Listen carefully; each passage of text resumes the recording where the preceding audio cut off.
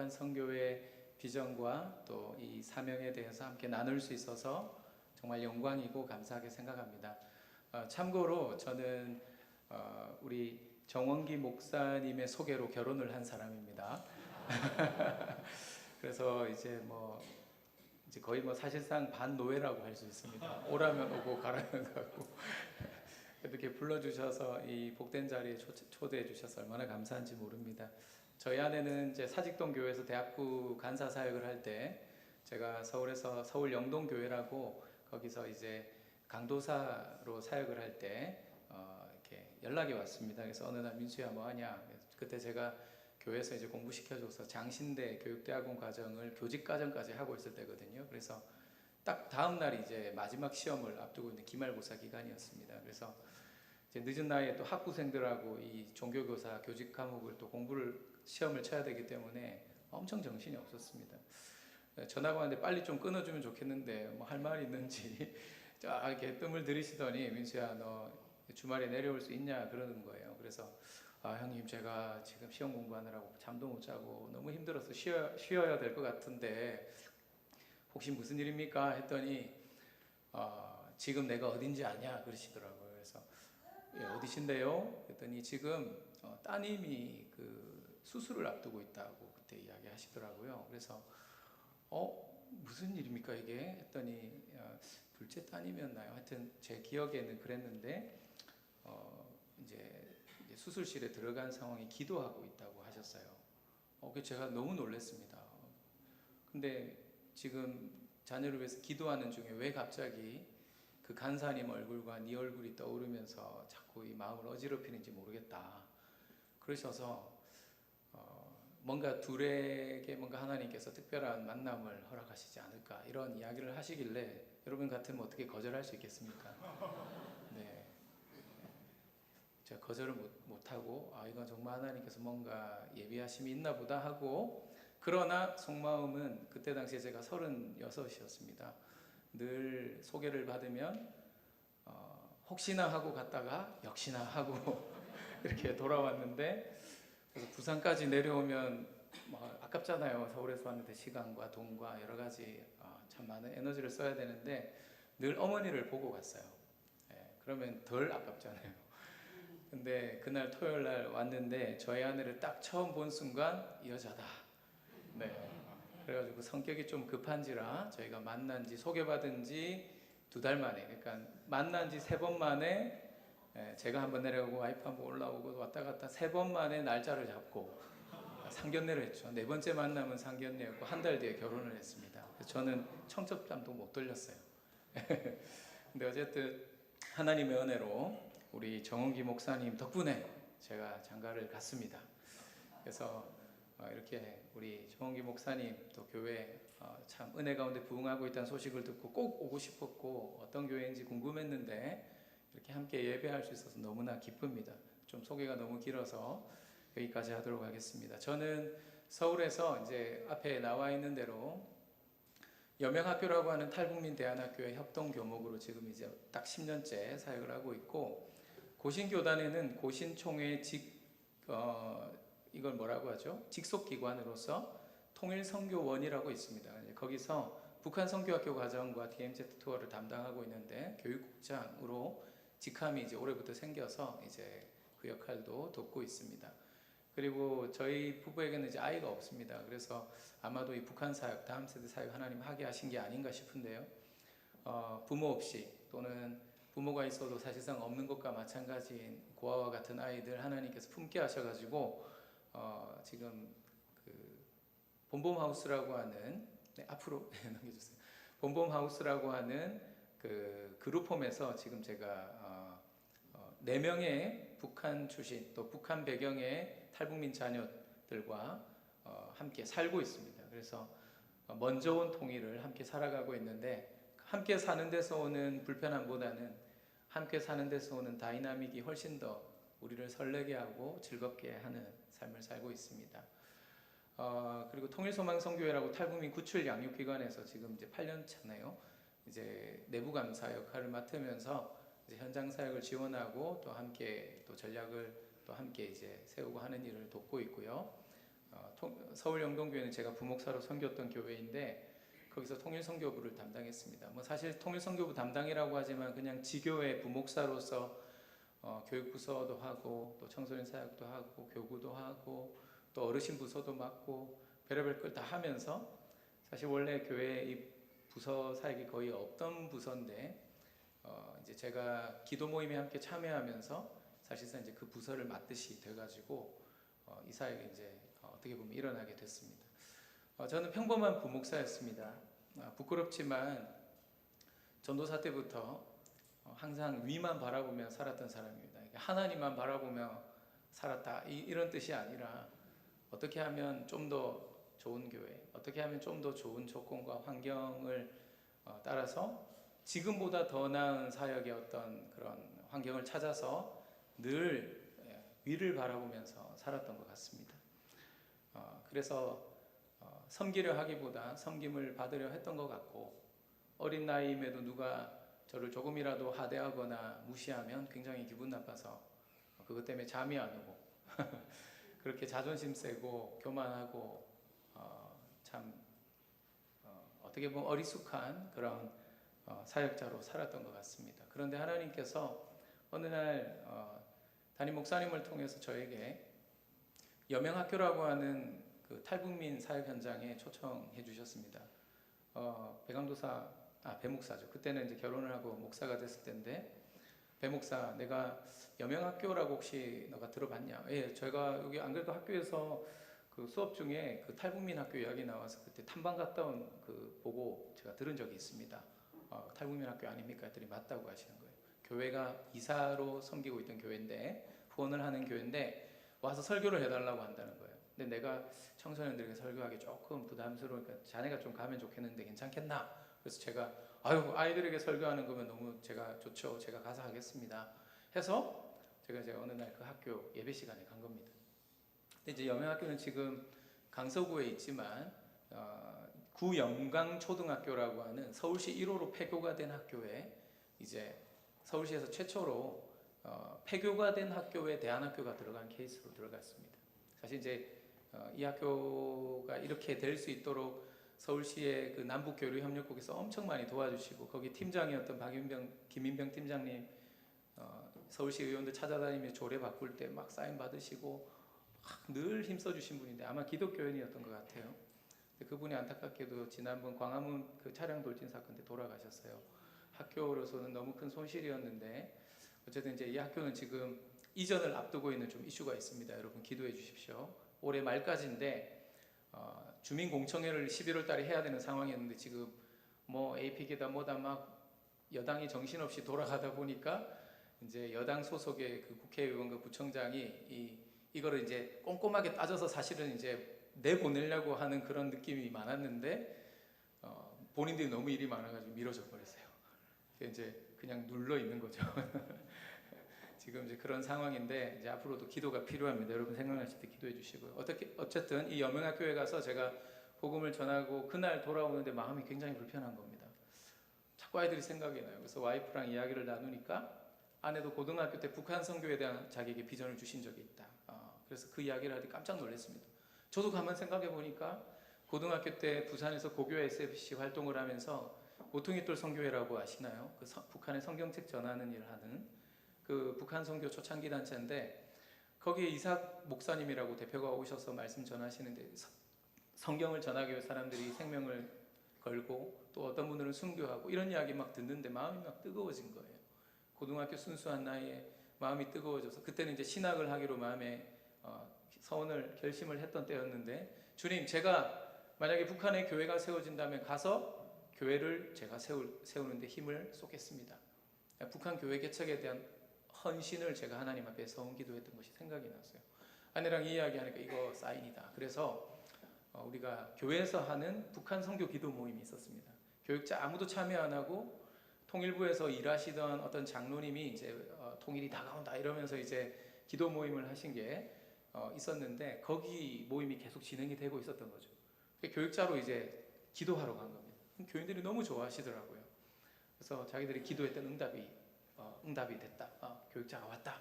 그러면서 이제 같이 막 기도하면서 이제 여명학교가 설교한 지 좀 한참 지났을 무렵에 학교에서 이제 설교할 또 기회가 온 거죠. 저에게 금요일 예배를 맡아달라. 근데 제가 공문이 필요하다고 하니까 공문을 보냈어요. 근데 공문에는 예배만 있는 게 아니라 성경 수업까지 집어넣으신 거예요. 제가 이제 교직을 마친 상황이거든요. 그래서 당회에 그걸 제출을 했더니 당회에서 배강도사 때 이런 일 하라고, 교회와 학교의 다리를 놓는 사역, 청소년 사역의 비전을 이야기해서 교회가 이제 공부도 시켜줬는데 이 현장이 생겼으니까 잘된 일 아니냐 해서 만장일치로 풀타임 사역자를 일주일에 하루를 학교로 보내주시게 됐습니다. 교회로서는 되게 참 파격적인 일이죠. 저로서도 참 감사한 일이었습니다. 교회라는 현장에만 있다가 이제 복음을 전혀 듣지 못하는, 그리고 사회주의권에서 북한 혹은 중국에서 태어난 탈북민 자녀들, 그들에게 복음을 전하는 현장이 주어진 것입니다. 그래서 1년 정도 사역하면서 기숙사도 세우게 되고, 그래서 7명의 여학생들이 또 이렇게 지내는 기숙사도 만들어서 저희 부부가 왔다 갔다 하면서, 같이 살지는 않지만 계속 왔다 갔다 챙기면서 사감 역할도 했었습니다. 그렇게 하다 보니까 이제 아이들의 실존 속으로 깊이 들어가다 보니까 어느 날 조는 아이를 보면서, 야, 너 왜 졸고 있냐? 시작부터 여러분, 목사가 앞에서 설교하는데 시작부터 졸면 기분 좋을까요? 나쁠까요? 네, 나쁘죠. 네, 제가 한참 하는데 조시면 제 잘못인데, 선생님도 그렇잖아요. 시작도 안 했는데 졸고 있는 거예요. 그러면은 기분이 안 좋거든요. 제가 좀 그런 게 좀 강했어요. 그래서 나중에 불렀어요. 야, 너 왜 졸냐? 이랬더니 잠을 못 잤다는 거예요. 왜 잠을 못 잤니? 했더니 집에 늦게 들어갔대요. 왜 늦게 들어갔니? 집에 이상한 아저씨가 있어. 엄마가 먼저 탈북해서 나중에 데려온 친구였는데, 많은 탈북민들이 여러분 북한에서 중국으로 넘어갈 때 브로커들에게 팔려갑니다. 거의 열에 여덟 아홉은 너무 티가 나고, 또 돈 벌려고, 또 먹고 살기 위해서 나왔는데 행색이 초라한데 조그마한 꼬드기만 하면 다 넘어오는 거예요. 여러분, 지금 캄보디아나 이런 데서 일어났던 한국인 납치 사건, 그거 저리 가라 할 정도로 탈북민들은 그냥 잡혀서 심지어 음란 채팅 사이트 이런 데도 막 팔려갑니다. 예전에 거기에 있던 자매 구출하려고 하다가 자매 줄에 달아서 내리다가 떨어져서 허리가 부러져가지고 특수차, 특수 또 업을 사람 이거 만들어가지고 그 자매 구출한 적이 있어요. 저희 교회 우리 어르신들, 제가 맡은 부서에서 그걸 기금을 모아서 했는데 와서 간증까지 해가 다 울고 한 적이 있거든요. 여러분, 그런 사람들이 너무 많아요. 이제 엄마 따라 이제 이렇게 왔는데, 엄마가 대부분 또 북한 남자분들 빨리 돌아가십니다. 희한한 간암으로, 폐암으로, 담배, 술 너무 좋아하니까. 또 의료시설 없죠. 치료는 공짜로 받는다고 하지만 사회주의 지상낙원 이래서 다 교육도 무상, 의료도 무상이지만 사실 갔는데 치료받을 약품이 없어요. 그리고 월급도 제대로 못 주니까 북한은 뇌물을 안 주면요 치료를 받을 수가 없어요. 우리는 뇌물 주면 나쁜 사람이죠. 성경에도 뇌물 주지 말라고. 북한은 뇌물 안 주는 사람이 나쁜 사람입니다. 왜냐하면 당국이 주는 월급으로는 여러분 쌀 몇 킬로도 못 사요. 어떻게 삽니까? 일을 해준 대가로 뭘 주는 게 당연한 거예요. 안 주는 사람 나쁜 사람인 거예요. 우리랑 완전 개념이 다르죠. 우리 밀수 큰 죄죠. 북한은 밀수 어떤 걸까요? 국경적인 일상입니다. 밀수 안 하면 장마당이 안 돌아갑니다. 굶어 죽습니다. 그냥 우리 자녀들 중에 엄마들 밀수했다는 사람 많습니다. 그거 하다가 들켜가지고 탈북했다 이런 사람도 있고요. 근데 어쨌든 그렇게 오다 보니까 가정이 다 깨져요. 거의 다 깨집니다. 중국에서 어쩔 수 없이 팔려간 사람들이 그 나이 많은 노총각들 40, 50 넘는 그런 총각들한테 10대 나이 20대 초반에 팔려가가지고 여러분 어떻게 가정이 유지가 되겠습니까? 간혹 정말 신앙이 좋으신 분들은 여기 와서도 남편 데리고 오는 경우도 덜어 있긴 하지만 대부분 다 가정이 깨져. 그러니까 새로운 가정에 아이들이 이제 가면 힘든 거예요. 그러니까 늦게 들어가요. 늦게. 밤늦게 공원을 배회하다가 이제 집에 들어가니까 어떻게 됩니까? 잠을 못 자. 오는 겁니다. 제가 이 아이들에게 정말 기숙사가 필요하구나. 그런데 학교 캐파로는 이 기숙사를 감당할 수 없으니까 아이들 더 받지도 못하고, 그래서 교회를 통해 이제 기숙사도 세우게 되고, 또 제가 선교 사역을 시작할 때가 되니까 하나님께서 이제 마음에 강력한 부담을 주셔서 이제 이 아이들 어떻게 청소년 사역 전문가도 우리나라에 많지 않아요, 그죠? 그 사역에 올인한 사람이 잘 없어요. 근데 북한 선교 현장은 더더군다나 사역자도 적은데 청소년 사역 현장에 올인하는 사람 전문가가 없습니다. 제가 좀 미안한 말이지만 교만한 말일 수도 있지만 아마 탈북민 다음 세대 사역 현장에 올인하고 있는 사역자는 아마 저랑 한 명 정도 더 있을까? 그분도 사실 저희랑 성격이 달라요. NGO 성격이라서. 그러니까 이게 그만큼 사각지대거든요. 이 아이들을 전적으로 돌봐줄 사람이 없어요. 이 아이들의 실존을 이해하거나 깊이 들어갈 수 있는 사람도 없어요. 그러다 보니까 이 마음에 이제 부담감을 주셔서 결국에는 서울 영동교회 사임을 하고 선교하겠다고 하니까 목사님도 뜯어말리고 너 이제 담임 소개해 주려고 하고 있는데 왜 그러냐 그러시고 막 이제 목사님 은퇴 1년 남으셨거든요. 그래서 지금은 에스라 성경대학원 총장으로 가셨는데 그때 이제 막 나랑 같이 은퇴하자 하시고 막 그러셨는데 제가 그때 너무 그 부담감이 컸습니다. 왜냐하면 코로나 딱 시작되고 끝날 즈음에 여러분 제 귀에 저희랑 같이 함께 예배하고 수업했던 친구들 중에 여자애들 막 화류계로 빠지고 남자들 감옥 가고 심지어 자살했다는 애들의 얘기들이 막 들리는 겁니다. 그 부담감을 견딜 수가 없었어요. 근데 저는 평소에 쏘시는 부담감은 사명이다.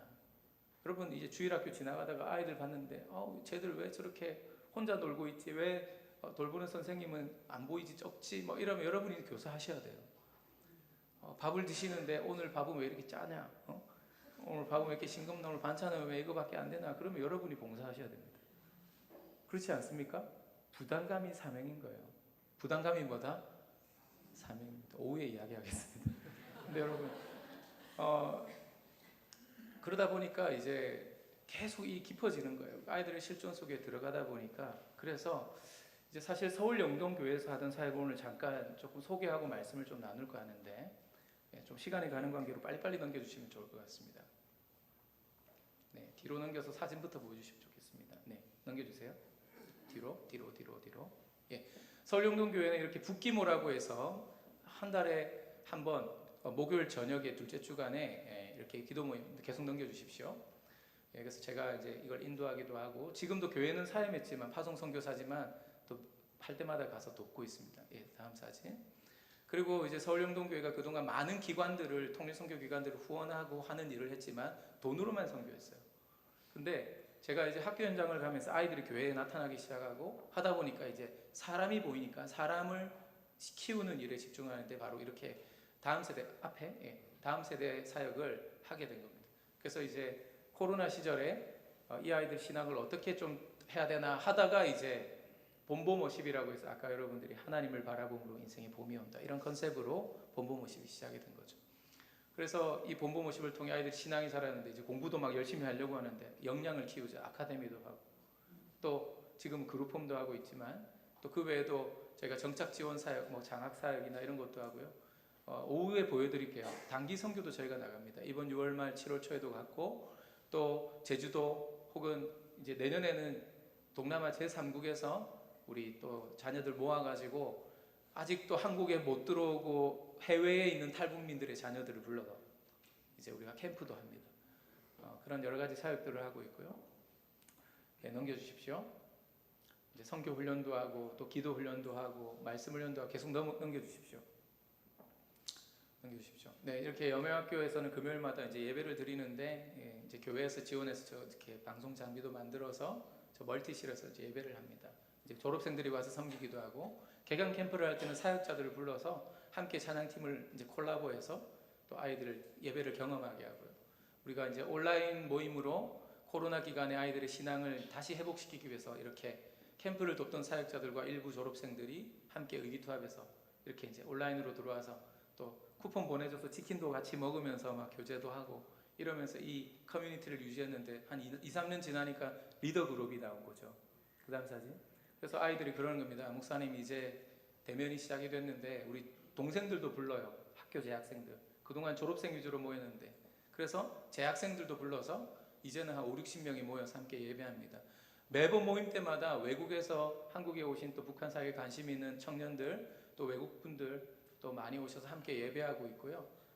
저희 이제 추수감사절에 교회 마당에서 고기도 구워 먹고 또 그다음 보시면은 이제 옥상에서 교육관 옥상에서 캠핑장처럼 꾸면서 아이들이 너무 좋아합니다.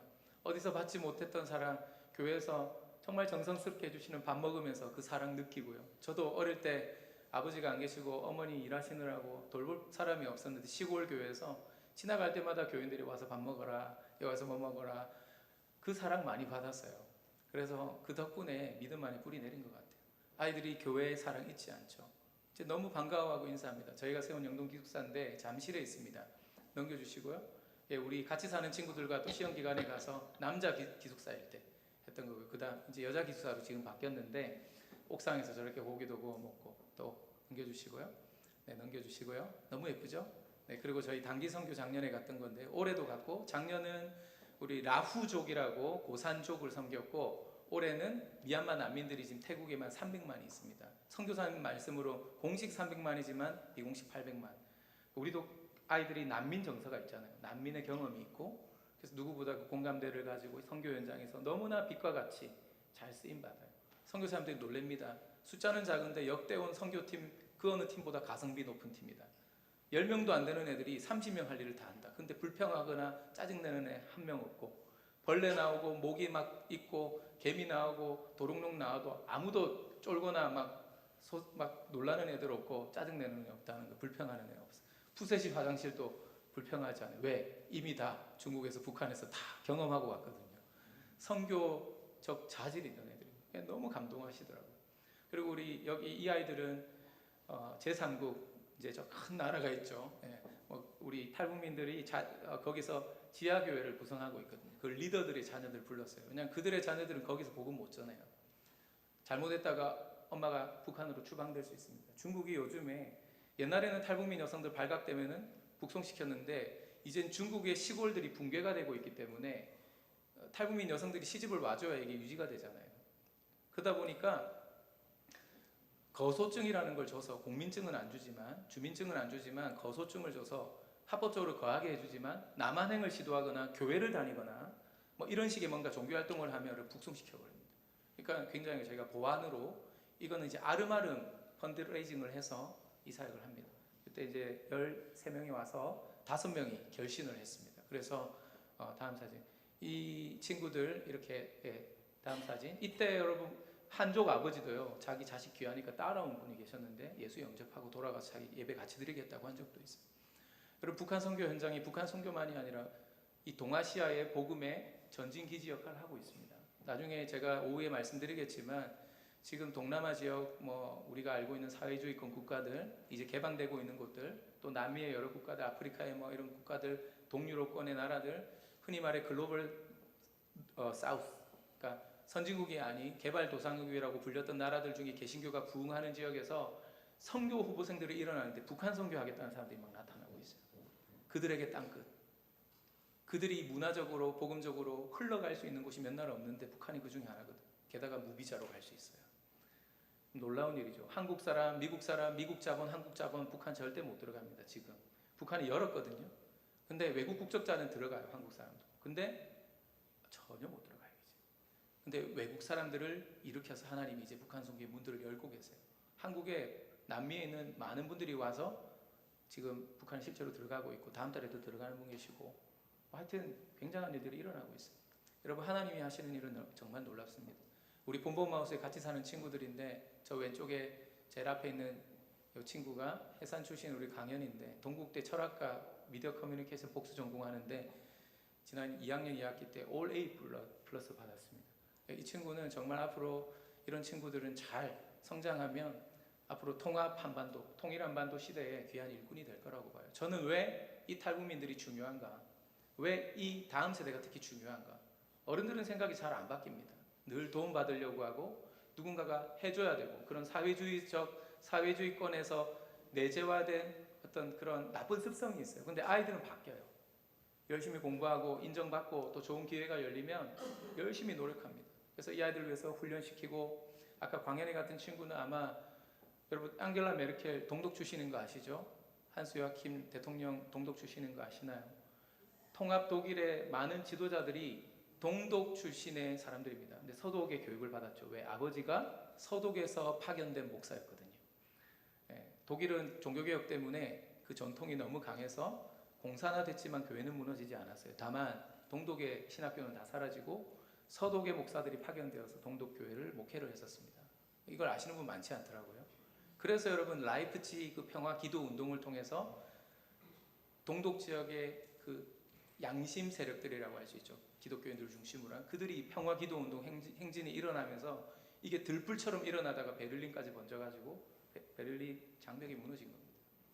동독 당국이 너무 당황해가지고 여행 자유화를 선포해 버렸거든요. 그래가지고 여러분 갑자기 무너진 거예요. 교회의 기도를 통해 일어난 겁니다. 여러분 우리 탈북민 친구들은 하나님께서 저기 북한에서 혹은 중국에서 태어난 탈북민자들 뽑아다가 이곳에 심어서 다시 그들이 돌아가서 북한의 복음을 전하고 또 그들의 가족들을 통해서 지금 북한의 소식이 전해지거든요. 가족들에게 돈 보내려면 보낼 수 있어요. 많은 친구들이 알바하느라고 공부를 못하는 경우 있어요. 왜? 엄마가 아프대요. 연락이 왔어요. 그러면 브로커에게 한 50% 송금 수수료 떼면 100만 원 보내면 50만 원에 가면 여러분 4인 가족이 6개월을 살 수 있어요. 뭐 정부에서 우리가 막 해줘도 어디로 갔는지 알 수 없잖아요. 핵무기 개발하는지 뭐 하는지 검증이 안 되는데 여러분 탈북민들은 실제로 돈이 흘러가고 인민들에게 직접 가고 그들에게 통화를 하면서 어디서 난 돈이냐 교회에서 도와줬어요.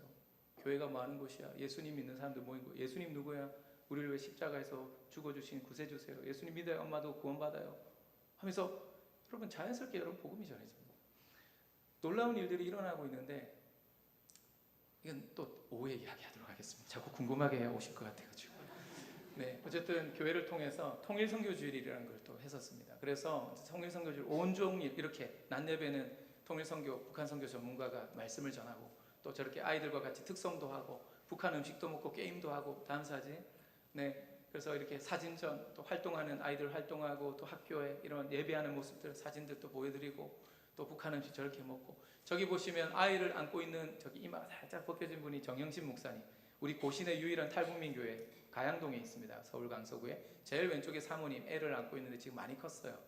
저 사모님이 북한 함경북도 온성군 우리나라로 치면 저 목포 최남단 하고 똑같아요. 제일 위에인데 3대째 기독교 집안입니다. 평양 출신 할아버지가 간부였었고 높은 분이셨는데 예수 믿는 거 들켜서 처형되시고 아버지도 예수 믿다가 사라지셨어요. 잡혀가고 가족이 뿔뿔이 흩어져서 추방되어서 저 멀리까지 된 거죠. 북한은 여러분 계급 사회거든요. 지독한 계급 사회입니다. 평양 사람과 평양 외의 사람들로 나눠집니다. 평양에서 추방당한다는 건 이제 그 사회에서는 북한에서 사실상 반노예가 되는 겁니다. 그 체제를 떠받친. 근데 이제 그렇게 되신 거예요. 그래서 탈북을 하신 건데 네, 남한 우리 목사를 만나서 결혼해가지고 이미 신앙을 갖고 계신 분이세요. 여러분 아직 북한에 성도들이 있습니다. 누가 지하교에 죽었다 막 이렇게 어떤 사역자가 막 간증했다 그런 얘기 들은 적인데 하나만 알고 둘은 모르는 겁니다. 본인이 사역하는 현장에는 그럴지 모르지만 지금 여러분 북한의 그루터기 교인들이 굉장히 많이 계세요. 실제로 오고 계시고 그게 지금 데이터로 나오고 있습니다. 그리고 중앙아시아, 러시아 등등 여러 군데 또 지금 알리기 힘든 어떤 나라들에서 노동자로 왔던 우리 북한 외화벌이 노동자들이 여러분 거기에 선교사들을 통해서 복음을 듣고 돈을 주고 일당을 줘서 그들을 사서 센터에서 성경을 가르치고 심지어 그들 가운데 간부들도 예수를 믿고 북한을 들어가고 있어요. 세례를 주고 있습니다. 그 일을 위해서 한국교회에서 목사들이 그럴 때마다 나갑니다. 여러분 선교가 예루살렘과 온 유대와 사마리아 땅끝 이렇게 원심적으로도 가지만 밖에서 예수 믿고 안으로 들어가는 선교도 있어요. 제주도가 이기풍 선교사님이 1호로 파송된 선교사신데 근데 여러분 그분이 와서 선교가 된 게 아닙니다. 원래 김재원이라고 하는 사람과 몇 분이 육지로 나와서 예수 믿고 자기들이 돌아가서 기도초소 만들어서 금성교회가 세워졌어요. 내지 사람들, 제주 내지 사람들은 최초의 교회가 금성교회라고 알고 있어요. 교회사에는 성안교회로 나오죠. 제주 성안교회. 그럼 마찬가지예요. 밖에서 예수를 믿고 다른 나라 가서 예수 믿고 자기 나라 가서 고향에 가서 복음 전하는. 지금 우리나라도 외국인 선교 사역을 하지 않습니까? 이주민 사역. 제가 이번에 2주 전에 베트남 그리고 저기 태국을 다녀왔는데 해외 사역 현장에서 베트남 신학생 또 목회자들을 만났는데요. 한국에 와서 예수 믿고 돌아가다 거기서 교회 세우고 사업하면서도 신학교 훈련 받는 분이 계시더라고요. 그분 집에 초대받아서 밥도 먹었습니다. 한국말도 조금 알아들으시고 조금 하시고. 여러분 이게 지금 북한 선교 현장에 일어나고 있어요. 베트남에 자기 나라도 지금 복음화되지 않고 종교의 자유가 없는데 북한에 선교하겠다고 설교 듣고 강의 듣고 도전받아가지고 나 북한에 들어갈게 해서 가겠다고 하는 분들이 일어나고 있습니다. 하나님께서 우리가 침묵할 때 돌들이라도 소리치게 하겠다고 하신 것처럼, 저들이 부르짖어서 복음을 전하게 하겠다고 하신 것처럼, 여러분, 한국 교회가 남북관계가 경색되고 막혀있고 그래서 아무 소망 없는 이런 어두운 시기를 지날 때 하나님은 세계교회를 깨우시고 일으키셔서 북한 선교회 일꾼들을 준비하고 있어요. 여러분, 영적인 시각에서 볼 때 통일의 그날이 다가오고 있는 겁니다. 북한의 교회가 세워질 날이 다가오고 있는 줄 믿습니다. 여러분, 오늘 우리 본문 말씀에 보시면 이제 교인들하고 이거는 이제 DMZ 간 건데요. 조금 이따가 보겠습니다. 여러분, 본문 말씀을 보시면 이 평화의 비, 복음의 비, 회복의 비가 내리는 그날을 위해서 이스라엘 백성들이 얼마나 많이 울면서 기도했는지를 느낄 수가 있어요. 시편은 기도입니다. 그 시는 기도로 하나님 앞에 올려진 찬송이에요. 근데 하나님을 노래할 때 어떻게 노래하냐면, 사실 그들이 노예로 잡혀와가지고 그냥 어쩔 수 없이 포로로 잡혀와가지고 나라를 잃은 상황이었어요. 근데 여러분 생각해 보십시오. 일제시대 때 우리가 광복이 될 거를 믿었던 사람이 있었나요? 없었습니다. 그러나 소수의 독립운동가들과 선각자들은 자기의 재산을 다 팔아서 만주에 군관학교를 세우고 학교를 세우고 병원을 세우고 해서 교회를 세우고 해서 여러분, 그들이 독립운동을 했어요.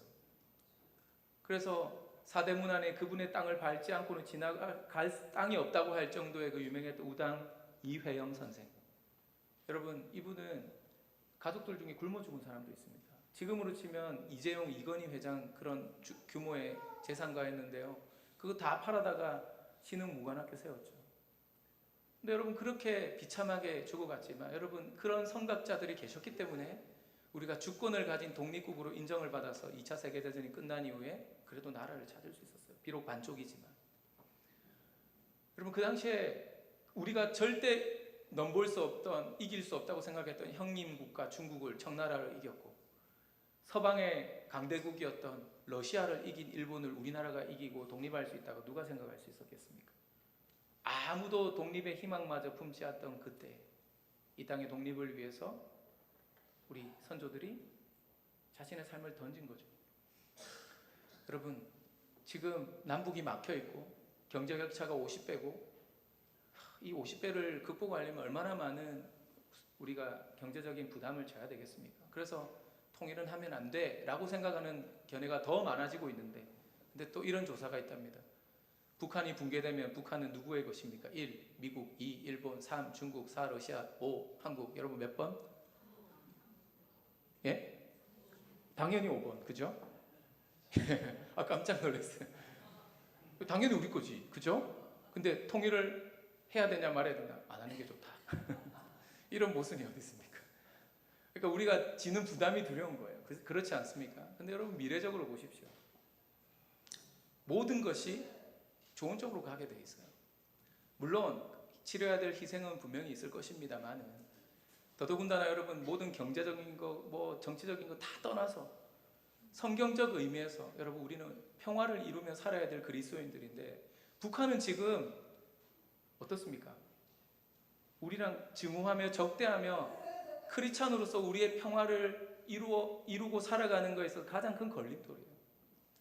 또 사랑하며 섬기라고 하셨는데, 이웃 사랑의 측면에서 볼 때도 북한은 굶어 죽어가는 사람, 치료받지 못해 죽어가는 사람들, 복음을 듣지 못한 채 영적으로 죽어가는 사람들이 있는데, 그들의 영육 구원을 위해서 우리가 이 사랑을 실천을 위해서라도 통일이 되어야 되지 않겠습니까? 지상 최대의 사명인 땅끝까지 복음 전하라고 하셨는데, 예루살렘과 온유대와 바로 사마리아 땅과 같은 북한이 있는데 여기를 건너지 않고 어떻게 열방을 향해 갈 수 있습니까? 깨어진 하나님의 형상들이 저기에 있습니다. 그런데 그 형상을 회복해야 되지 않겠습니까? 여러분, 성경적 의미에서도 통일을 해야 될 이유는 차고 넘칩니다. 우리 그리스도인들은 무엇보다도 아무도 꿈꾸지 못했던, 아무도 감히 예상할 수 없었던 이스라엘이 바벨론의 포로 생활을 끝내고 다시 조국으로 돌아온다는 그 사실, 그러나 그들은 노래하며 꿈꾸며 하나님의 약속을 붙들고 기도했던 거예요. 내 손에서 둘이 하나가 되게 하리라. 근데 여러분, 하나님께서 왜 둘이, 남과 북의 이스라엘이 하나가 되게 하시는 줄 아세요? 거기 다음에 나옵니다. 나를 섬기는 내 백성이 되게 하려고, 나를 섬기는 내 백성이 되게 하려고. 사랑하는 성도 여러분, 남과 북이 통일이 되어서 믿음 안에서 복음 안에서 북한의 교회가 세워져서 이걸 복음적 통일이라고 해요. 그래서 저들이 하나님을 예배하는 날이 오게 하기 위해서 여러분, 북한 통일되어야 합니다. 북한이 변화되어야 되고 저 악한 정권이 무너져야 되는 거죠. 저는 모릅니다. 어떤 방식으로 하나님이 이 꽉 막힌 이 남북관계에 출구를 여실지. 경제적으로 보면, 또 정치적으로 보면 북한은 적대적 두 국가를 선언했어요. 2년 전부터. 제가 우리 친구들 한 10여 년 전에 9년 전에 저희 그 기숙사 하면서 주일 저녁마다 아이들과 말씀을 나누는데 큐티도 하고 예배도 드리면 애들이 이제 자기 개인 이야기, 고향 이야기를 많이 합니다. 근데 그때 애들이 막 하다, 목사님 옛날에 저 쌀포대 본 적 있어요. 쌀포대. 우리가 보내준 거. 그 이제 쌀이 갔는지는 모르겠지만 쌀포대가 돌아다녔나 봐요. 그게 대한민국이라고 적혔대요. 근데 그때 대한민국이 남조선이라고 한 번도 생각을 못 해봤대요. 대한민국이라는 어떤 나라가 있나 보다라고 생각했대요. 여러분, 이거 정말 놀라운 일 아닙니까? 근데 지금 김여정이가 담화문에서 뭐라고 했어요? 남조선이라는 말을 여러분 헌법에서도 삭제했습니다. 김정은이가. 그래서 김여정이가 담화문 발표할 때 대한민국이라고 했어요. 대한민국. 각자 갈 길 가자. 너네는 서로 터치하지 말자. 간섭하지 말고. 다만 관계는 적대적이다. 근데 한국은 이제 평화적 공존을 부르짖고 있고 이런데, 여러분 이게 이제 남남으로 살자는 거거든요. 왜냐하면 북한은 이미 TV 드라마 이런 게 다 들어갔어요. 제가 아이들 만났는데 19 이상 다 TV 드라마 이런 거 노래 다 듣고 왔어요. 어떤 친구는 대남방송 듣다가 철조망 뛰어넘어온 친구도 있어요. 그 친구가 그 유명한 노크 기순 사건의 주인공입니다. 와서 초소에 똑똑 두드렸는데 조선족 무슨 노동자인 줄 알고 여기서 이러시면 안 됩니다 이래가지고 그 난리가 나서 이제 여러 사람 옷 벗었죠. 근데 이 친구 이제 만나러 갑니다에도 나왔었는데, 원래 이 근무하다가 이 DMZ가 원체 이게 자연이 보존이 잘 돼 있다 보니까 산삼밭을 발견한 거예요. 그래가지고 북한은 대대장이나 옆에 보면 보위부원이 늘 당 간부가 붙거든요. 왜냐면 그들의 동향을 다 보고하고 이게 어떻게 써주느냐에 따라 승진도 되고 막 좌천도 되고 이러거든요. 힘이 셉니다. 근데 보위부의 그 차량 운전을 자기가 했기 때문에 사모님하고 친했어요. 산삼 몇 뿌리 갖다 주면서 이거 나한테 휴가를 주면 내가 더 갖다 줄 수 있다. 근데 이 친구의 속셈은 대남방송 듣다가 소녀시대에 빠져가지고요. 내려가서 보고 싶어가지고 남조선은 자유가 있다고 하니까 이제 다 믿은 거예요. 왜냐하면 북한 군인들이 믿을 수밖에 없는 게, 북한은 이게 다 보면 엉터리거든요. 엉터리가 많은데 남조선은 대북방송 이런 게 나와요. 자, 우리 북한 장병 여러분, 오늘은 저녁에 비가 온다고 하니까 미리 빨래도 걷으시고 하면서 막 이런 이야기를 막 해요. 그러면 진짜로 비가 오는 거예요. 와, 이거 듣기를 잘해. 그러니까 다 듣는 거예요. 다 듣고 받아들여요. 그러다 보니까 되게 순진합니다. 내려올 자유가 있으면 올라갈 자유도 있는 줄 알았어요. 한 며칠 놀다가 올라올 생각으로 휴가를 달라고 했는데 내려왔는데 이게 어떻게 올라가요? 내려오면 이제 대한민국 국민이 되는 건데, 여러분 헌법상 북한은 대한민국 영토입니다. 대한민국 영토에 속한 그에 사는 사람들은 대한민국 주민입니다. 그래서 탈북민 오면 무조건 바로 물어보지도 않고 확인만 딱 신문내면 바로 주민권을 주잖아요. 그게 지금 어려운 상황이 돼버린 거예요. 어쨌든 여러분 이렇게 많은 친구들이 참 이렇게 있습니다. 어려운 가운데 그러나 적응하면서 자충우돌을 하고 있는데 이 남한 소식 모르고 온 애들이 한 명도 없어요. 북한 김정은이가 이제 겁을 먹는 거죠. MZ세대, 특히 이 장마당 세대라고 하는데 90년대 중후반 이후 그 고난의 행군, 식량난 이후로 이제 제가 79년생이거든요. 제가 이제 97학번입니다. 그 정원기 목사님하고 공부를 같이 했어요. 선배지만. 좀 놀라시는 분도 계시고 아니신 분도 계시고, 이럴 때는 좀 놀라는 척 해줘야 감사가 기분이 좋은데, 다시 할게요. 제가 97학번이고 79년생인데 정원기 목사님 같이 공부를 했거든요. 아주 매너가 좋으신 교육입니다. 이래도 이러는 분들 계시는데, 네. 근데 진짜 그 장마당 세대 저보다 나이가 어린 세대죠. 조금 더. 여러분 제가 고등학교 때 김일성 죽었거든요. 제가 머리 깎고 있는데 이발소에서 깜짝 놀랐어요. 뉴스 나 전쟁 나나 보다, 큰일 났다. 이 머리 이대로 깎고 군대 가나 막 이런 생각하고 이랬는데, 여러분 지금 북한이 그때 당도 책임져 줄 수 없잖아요. 자기들 먹여 살리지 못하고, 제가 지금 구출단체 이사로 있는 곳에 그 대표인 목사님이 북한 스파이 출신입니다. 그 보위부, 그 보위사령부 출신입니다. 그 지령 받으러 나왔다가 딱 돌아왔는데 그때 고난의 행군대인데, 높은 거기서는 그래도 좀 잘 사는 계층이에요. 근데 자기 조카가 굶어 죽었어요. 아기가 너무 환멸이 된 거예요. 중국의 심양에 나와가지고 저 불 꺼진 북한을 보고 여기 밝은 도시를 보면서 그때 북한은 끝났다는 생각을 했다더라고요. 전향이 된 거죠, 사상적으로. 가족도 책임 못 지고, 뭐 가족도 죽는 것만 일상다반사고, 그러니까 당이 뭐 해준 거 있냐 이런 세대인 거예요. 우리가 살아남았다 밀수하고 장마당하고 해가지고. 그래서 충성심이 약해요. 나만 드라마 보죠. 요즘 장마당에 USB 다 돌아다니고 숨어서 막 이불 뒤집어 쓰고 본다 하더라고요, 가족들끼리. 애들 뭐 안 보고 온 드라마 저보다 더 많이 보고 왔어요. 김정은이가 이게 겁이 나는 거예요. 그러니까 반동문화 사상 배격법, 청년교양보장법, 뭐 또 뭐죠, 평양문화보호법 이런 걸로 오빠 이런 말 하면 이제 큰일 나요, 거기서는. 금사빠 뭐 이런 한국식 뭐 줄임말 이런 거 쓰면 이제 교양 덜 됐다, 부모까지 처벌받고요. 영상물 한국 거나 미국 거 이런 거 유통시켰다 하면 사형입니다. 옛날에는 애들은 훈방 조치도 해주고 돈 쓰면은 풀려도 났는데, 이제는 무조건 무기징역 이상 때립니다. 애들도 무서운 나라가 됐어요. 그러니까 이제 북한이 지금 그렇게 이렇게 하는 건 뭘까요, 여러분? 그만큼 두렵기 때문에. 정권도 새조선, 자유조선, 북한의 고위급 자녀들의 반체제 운동들이 일어나서 김일성 광장에서 유튜브 찍어 올리고, 이 정권은 끝났다, 이 정권이 끝날 때까지 우리는 싸운다 이러면서 막 영상 찍고 지금 올라와 있습니다, 여러분. 단둥에서, 지린성에서 북한 노동자들 수천 명씩 있는 데서 여러분, 작년 초에 북한 건국 이후로 처음으로 대규모 노동자 파업들이 곳곳에서 일어났습니다. 이런 일들은, 그리고 제가 아까 이야기했죠, 세계 현장에서 북한 선교 일꾼들이 일어나고 있다. 여러분 이거 어떻게 보십니까? 정치, 경제 모든 걸 객관적으로 봐서는 보이지 않는 영적인 뭔가가 보이지 않습니까? 하나님이 일하고 계시고, 고대 왕들은 정복하는 게 업적인 시대에, 여러분 그 세계관에서 볼 때 그 정복자가 자기가 정복한 나라의 백성들을 고국으로 돌려보낸다, 이게 상식적으로 있을 수 있는 일일까요, 아닐까요? 불가능한 일이에요. 근데 그런 일이 일어났어요. 왜? 하나님이 고레스 마음에 감동을 주시니까. 할렐루야. 여러분, 하나님이 하시는 일은 우리가 상상할 수 없는 겁니다. 저는 북한 선교는 이렇게 이루어진다고 봐요. 그래서 마치 끓는 물처럼 100도가 되면 물이 끓듯이 지금 전 세계 기독교인들이 북한 선교하겠다고, 저곳이 땅끝이라고, 또 많은 또 탈북민들이 지금 예수를 믿고 또 북한의 소식이 전해지고 교회가 세워지고 지하교회가 일어나고, 이런 일들 여러분 하나님께서 일하고 계시고, 또 북한의 체제가 점점 균열이 일어나고 이전과 같지 않는 다른 세대가 나타나서 체제에 순복하지 않는, 왜라는 질문을 던지는 MZ세대가 북한도 출현하고 있고, 여러분 김정은도 MZ세대입니다.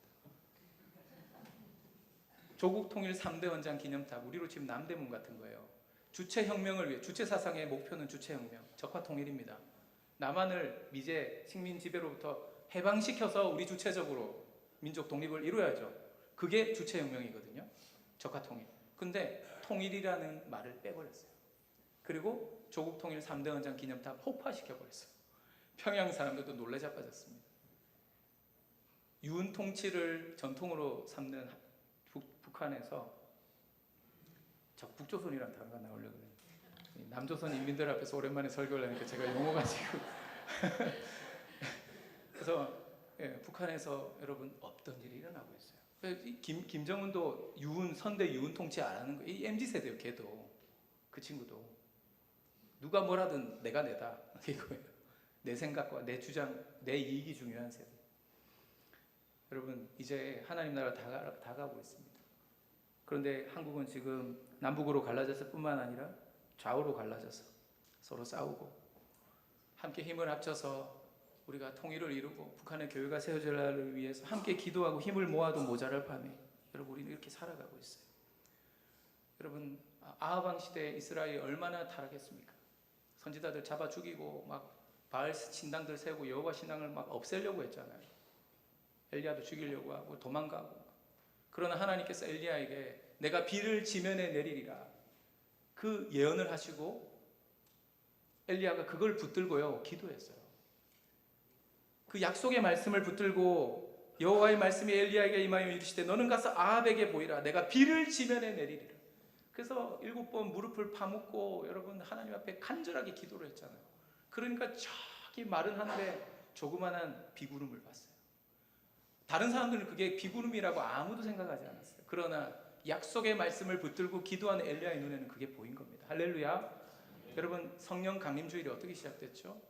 예수님이 하신 말씀을 붙들고 기도한 제자들과 사도들 덕분입니다. 예수님께서 그렇게 말씀하셨어요. 예수님께서 사도와 함께 모이사 그들에게 분부하여 이르시되 예루살렘을 떠나지 말고 아버지의 약속을 기다리라. 너희는 몇 날이 못되어 성령으로 세례를 받으리라 하셨느니라. 아멘. 여러분 성령으로 세례를 받는다. 몇 날이 못돼요. 예루살렘을 떠나지 말고 기도해라. 약속을 기다리라. 여러분 그거 붙들고 기도하니까 강력한 성령의 역사가 일어나서 모든 인종과 나라의 벽들이 허물어지고 방언이 터지고 유대인들만의 구원만 생각했던 그들의 세계관이 완전히 역전이 되면서 패러다임 시프트가 일어나면서 어떻게 됐나요? 그들이 이방인에게도 복음을 전하는 시대로, 그래서 교회의 시대가 시작이 된 거예요. 그게 아니었으면 여러분 약속을 기다리며 기도 안 했으면 성령이 임하지 않았으면 여러분 이 대한민국에 우리도 이렇게 예배 드릴 수 없었어요. 이방인 선교가 이루어질 수 없었다니까요. 사랑하는 성도 여러분, 미래의 통일과 회복은 이 복음 통일을 위하여 기도하는 자들을 통해 임할 줄 믿습니다. 우리 약속을 붙들고 기도하는 사람들이에요. 그걸 믿는 사람들 아닙니까? 세상 사람들은 보지 못하는 것을 보고 기도할 수 있는 그런 우리 믿음의 형제 자매들 되시기를 축원합니다. 오늘 147편 이제 시간이 많이 지났기 때문에 다시 한번 이 말씀 읽어봅니다. 시작. 그가 구름으로 하늘을 덮으시며 땅을 위하여 비를 준비하시며 산에 풀이 자라게 하시며 들짐승과 우는 까마귀 새끼에게 먹을 것을 주시는도다. 여러분 이 한반도 분단과 이로 말미암은 수많은 문제들, 남북 이렇게 싸우고 막 이런 대립하고 핵 위기, 전쟁의 위기 이것뿐만 아니라 아까 말씀드린 우리 탈북민 여성들, 그들이 무슨 죄입니까? 먹고 살려고 나간 건데 분단만 아니었으면 그러지 않아도 될 그들이 고통을 당하고 생이상가족이 되고, 우리 팀의 어떤 친구는 너무 예뻐요. 어디 가면 어디 강남에서 어디 부잣집인가 이렇게 오해받을 정도로 이쁘고 착한 애인데 엄마가 2살 때 애를 데리고 왔다가 팔려가서 이제 같이 데리고 사는데 6살 때 잡혀가지고 북송이 됐어요. 애가 바지 가랑이 잡고 웅이 울었던 기억이 있어요. 언니도 있었는데 언니가 또 자기보다 10살 때 먼저 한국으로 언니가 돈 모아가지고 얘 12살 때 한국에 왔어요. 혼자서. 엄마는 지금 생사가 어떤지 모릅니다. 이번 추석 아까 영상 보셨는데 제가 개인적으로 이야기하다 보니까 어떤 친구는 당 간부였는데 뭐가 잘못돼가지고 엄마 아빠가 사라졌어요. 어느 날 갑자기 사라졌대요. 그래서 이제 자기도 잡혀갈까봐 겁이 나서 탈북을 한 거예요. 생사도 몰라요. 참 이런 말도 안 되는 일들이 벌어지고 있어요. 이 땅에서. 여러분 저 땅이 회복되어야 합니다. 하나님께서 평화의 비, 자유의 비, 복음의 비 하나님께서 반드시 내릴 그날 오게 하실 줄 믿습니다. 막연히 통일을 위해 기도하는 것이 아닙니다. 막연히 통일을 위해 기도하는 거 아닙니다. 우리는 하늘의 뜻을 품고 저 하늘에 셀 수 없는 별들도 세시는 그 하나님께서 들짐승과 우는 까마귀 새끼에도 먹을 것을 주시는 하나님께서 상처받은 자들을 싸매시고 그들의 아픔을 치유하시는 그 하나님께서 사랑의 비, 복음의 비, 평화의 비를 내릴 그날을 위해서 우리 함께 기도하면 좋겠습니다. 다음 사진 한번 보실까요? 네, 그 다음 요거는 넘어가겠습니다. 넘어가죠. 여러분 사진 보십시오. 북한 지금 저렇게 어둡습니다. 전기가 없어서 어두울 뿐만 아니라 여러분 저 사진은 사실상 북한의 영적 상태를 보여주는 사진이기도 합니다. 흑암에 갇힌 땅, 자유가 없는 저 땅, 예배의 자유가 없고 억압 가운데서 살아가는 저 땅, 우상숭배, 김일성 주체사상을 우상숭배하면서 지옥을 향해 살아가는 저 땅에 여러분 다시 빛이 임하도록, 복음의 빛이 임하도록 우리 함께 기도하면 좋겠습니다. 여호와의 인자하심, 여호와의 은혜 북한 땅에도 임하는 그날까지 여러분 지금 분단이 지속되든 조금씩 개방이 되든 급변 사태로 혼란기가 오든 상관없이 우리가 할 수 있는 건 뭡니까? 기도예요. 저 땅을 위해 기도하지 않아야 될 이유가 없다면 여러분 기도해야 합니다. 분단 시대를 살아가는 우리가 지난 쓰라린 역사들을 돌아볼 때 나라도 빼앗겼고 많은 치욕과 남북 분단의 고통의 세월을 지냈지만 아직도 이 상처가 아물지 않은 갈등과 분열을 일으키는 우리의 일상의 평화마저 깨뜨리는 이 분단 상황 가운데서 이제 믿음의 눈으로 이 상처와 아픔을 싸매시고 메말라버린 이 소망의 땅에 내려주실 하나님의 비를 바라보는 믿음의 소망을 가지고 우리 함께 찬양하며 기도하며 함께 또 힘을 모을 수 있는 우리 성산 한빛교회 우리 성도 여러분 되시기를 주님의 이름으로 축원합니다. 함께 기도하겠습니다.